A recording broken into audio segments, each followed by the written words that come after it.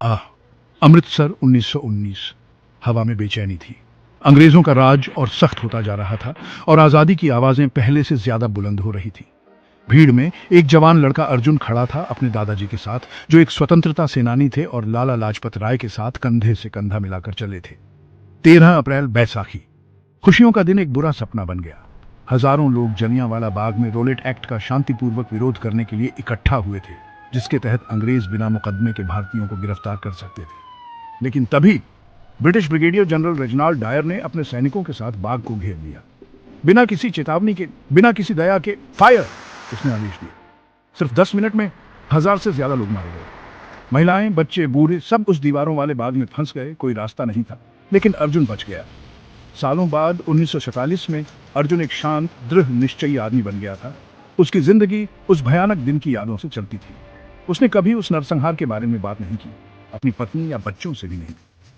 लेकिन उसने एक खून से सना रुमाल अपने दादाजी का अपने बिस्तर के नीचे एक धातु के डिब्बे में छुपा कर रखा था।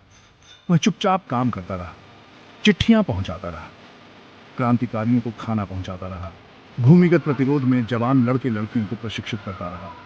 उसका नाम कभी अखबारों में नहीं आया, लेकिन उसका प्रभाव गहरा था। फिर एक रात उसे एक चिट्ठी मिली, बस एक लाल मोम की सील और अंदर एक लाइन, रिटर्न।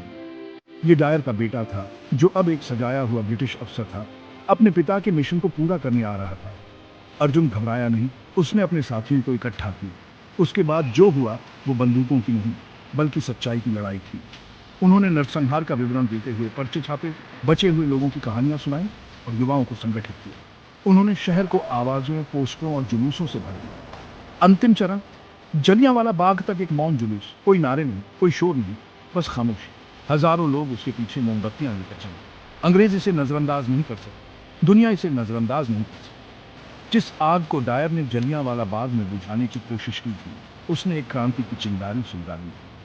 जलियांवाला बाग हत्याकांड की दुर्घटना नहीं थी, ये क्रूरता का एक जानबूझकर किया गया कृत्य। डायर पूरे पंजाब में एक नैतिक प्रभाव पैदा करना चाहता था, लेकिन उसने जो पैदा किया वो था आक्रोश, जागृति, एकता।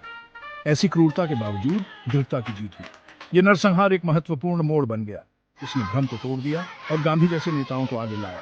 इसने एक राष्ट्र को यह विश्वास करने के लिए प्रेरित किया, बस बहुत हो गया। आज जलियांवाला बाग त्रासदी की जगह नहीं, बल्कि प्रेरणा की जगह है। दीवारों पर गोलियों के निशान अब भी हैं। वो कुआं जहां लोग खुद को बचाने के लिए कूदे थे, अब भी मौजूद है। और उस बाग की मिट्टी में कहीं निर्दोष शहीदों का खून फुसफुसाता है। हम व्यर्थ नहीं मरे। उन्होंने हमें चुप कराने की कोशिश की, लेकिन बाग की गूंज अब भी बोलती है।